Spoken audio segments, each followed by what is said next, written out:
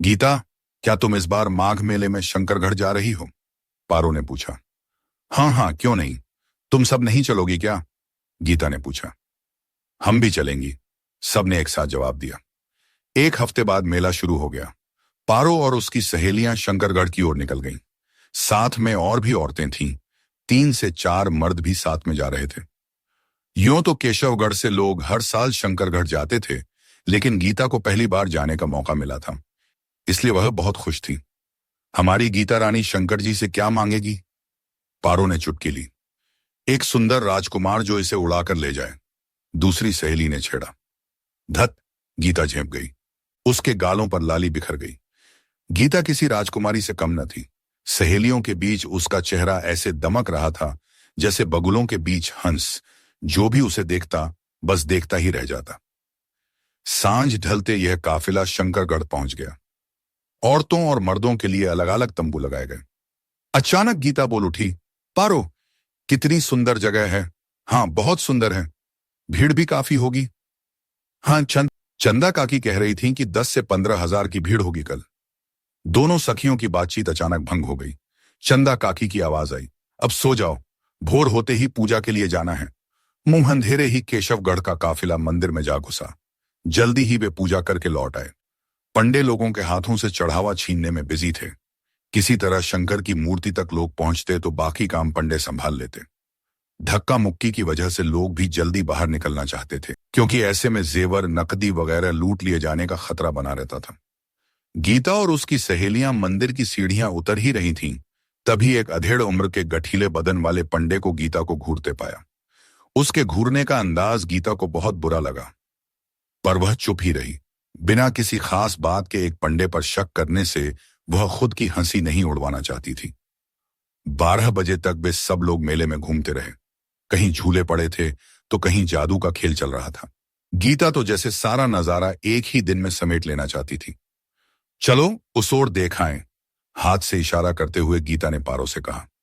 नहीं गीता, अब वापस चलो, बाकी कल देखेंगे। थक गई क्या? थोड़ा सा और देख लेते हैं। नहीं, अब एक कदम भी आगे नहीं बढ़ेंगे हम। गीता को मुझे दिल से लौटना पड़ा। वह तो बहुत कुछ देखना चाहती थी पर अकेले जा नहीं सकती थी। प्रवचन क्या होता है काकी? तंबू में लौटकर गीता ने चंदा से पूछा। गीता के भोलेपन पर हंसती काकी समझाने लगी। बड़ी भोली है हमारी गीता बिटिया। प्रवचन में महात्मा लोग अच्छी अच्छी बातें बताते हैं, देवताओं के गुणों का बखान करते हैं, नेक चाल चलन और बर्ताव के बारे में बताते हैं। तब तो प्रवचन जरूर सुनना चाहिए, कहकर गीता हंस पड़ी। शाम को घंटे घड़ियालों की आवाज कानों में पड़ते ही लोग मंदिर में इकट्ठा होने लगे। जगह कम थी और भीड़ बहुत ज्यादा। आरती के वक्त 4 से 5 जवान साधु गीता के आसपास ही मंडरा रहे थे। गीता को कुछ अटपटा सा लगा, पर उसे किसी तरह का डर या परेशानी महसूस न हुई। आरती आधी से ज्यादा हो चुकी थी कि अचानक बिजली गुल हो गई। लोग धक्का मुक्की करने लगे। चारों ओर गहरा अंधेरा छा गया। अचानक गीता को लगा जैसे किसी ने उसकी बांह पकड़ ली। जब वह चीखना चाहती थी, पर किसी ने उसका मुंह दबा दिया। साथ ही कोई कोई उसे एक ओर खींच कर ले गया। थोड़ी देर में बिजली आ गई। उजाला होते ही पारो की नजर सामने पड़ी। गीता को गायब पाया देख वह चीख पड़ी। तुरंत ही होहल्ला मच गया। केशवगढ़ वाले गीता को तलाशने लगे, पर हजारों की भीड़ में उसे तलाशना भी कम मुश्किल नहीं था। किसी ने कहा कि इधर ही कहीं होगी, तो किसी ने कहा कि तंबू में चली गई होगी। जितने लोग थे उतनी बातें कर रहे थे। चंदा काकी और पारो सबसे ज्यादा परेशान हो उठी, क्योंकि गीता की जिम्मेदारी उन्हीं पर थी। गांव जाकर गीता के मां बाप को कौन सा मुंह दिखाती। पारो की नजरें आसपास टटोलने लगीं तो उसे लगा कि वे जवान साधु भी गायब हैं। वह चीख उठी, काकी, यहां खड़े 4 से 5 साधु भी नहीं हैं। वे ही गीता को उठाकर ले गए हैं। इधर गीता को मंदिर से दूर पेड़ों के झुरमुट में ले जाया गया। वहां उसके सामने वही पंडा आ खड़ा हुआ जो उसे दोपहर को घूर रहा था। पहले वह गीता के गहने उतारने लगा तो वह चीख उठी, नीच, पापी, कमीने, ढोंगी, साधु होने का ढोंग रचते हो और लोगों को लूटते हो। देखते ही देखते वह नाजुक कली उस वहशी की बाहों में जकड़ी गई। गीता के कुंवारेपन के चिथड़े उड़ गए। वह छटपटा रही थी, चिल्ला रही थी, पर वहां कोई भी उसकी चीखें सुन नहीं पा रहा था। उस पंडे के बाद उसके चेले एक एक करके गीता की इज्जत लूटने लगे। वह चीखती जा रही थी। एक नौजवान जो भीड़ भाड़ से दूर नदी के किनारे एक चट्टान पर कुदरत के नजारों का मजा ले रहा था, गीता की पुकार सुनकर चौंक पड़ा। वह फुर्ती के साथ उठा, लोगों को आवाज दी और दरिंदों से जा भिड़ा। अचानक हुए हमले से वे साधु बौखलाए और घबराए। नौजवान ने उन पर लातों घूंसों की बौछार कर दी। दूर से कई लोगों के इधर आने की आवाज भी सुनाई देने लगी थी। घबरा कर वे दरिंदे भागने लगे। लोगों ने पूरा जंगल छान मारा, पर उन साधुओं में से किसी को पकड़ा न जा सका। गीता बेहोश हो चुकी थी। उसे इलाज के लिए नजदीक के अस्पताल में ले जाया गया। थोड़ी देर बाद गीता को होश आने लगा था।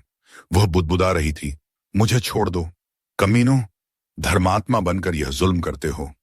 जब उसने आंखें खोली तो सामने सबको खड़ा पाया। पास ही वह अमर नामक नौजवान भी खड़ा था। किसी से नजरें मिलाने की गीता की हिम्मत नहीं हो रही थी। वह फूट फूट कर रोने लगी। चंदा काकी ने कहा, गीता बेटी, मन छोटा मत कर, जो होना था हो चुका। देख, सभी प्रवचन सुनने जा रहे हैं, तू भी चल, मन कुछ शांत होगा। अचानक गीता गुस्से से फट पड़ी। दिल क्या खाक शांत होगा काकी? जहां साधु लूटते हों वहां जाकर क्या मिलेगा? असली सुख, चैन और शांति तो दिल के अंदर होती है। ये मंदिर अपवित्र हो चुके हैं, इनकी पवित्रता खो चुकी है।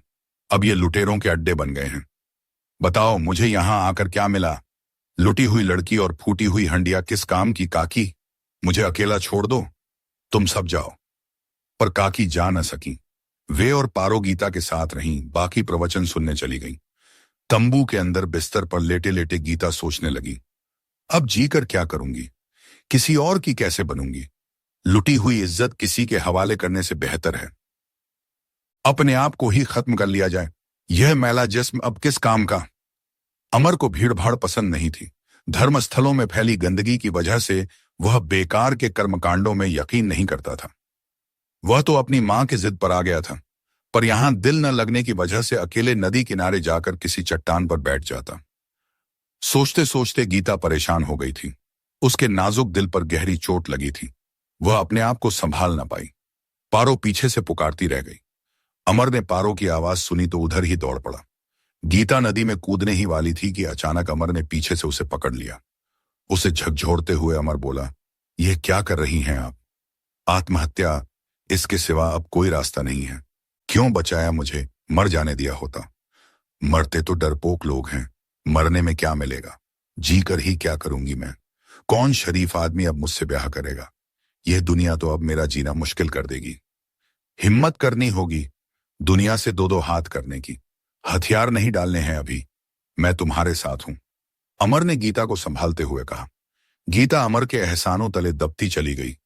उसका सिर आए अपने आप अमर के चरणों में झुक गया। अमर ने उसे उठाकर अपने सीने से लगा लिया और कहा, असल में तुम्हारी कोई गलती नहीं है। उन भेड़ियों ने ही तुम्हें गंदा करना चाहा। भले ही तुम्हारे जिस्म को उन गंदे लोगों ने झकझोरा हो, पर तुम्हारा दिल तो साफ है। मैं तुमसे ब्याह करूंगा। आज से तुम मेरी हो। गीता को लगा जैसे उसे नई जिंदगी मिल गई, साथ ही अपने सपनों का राजकुमार भी।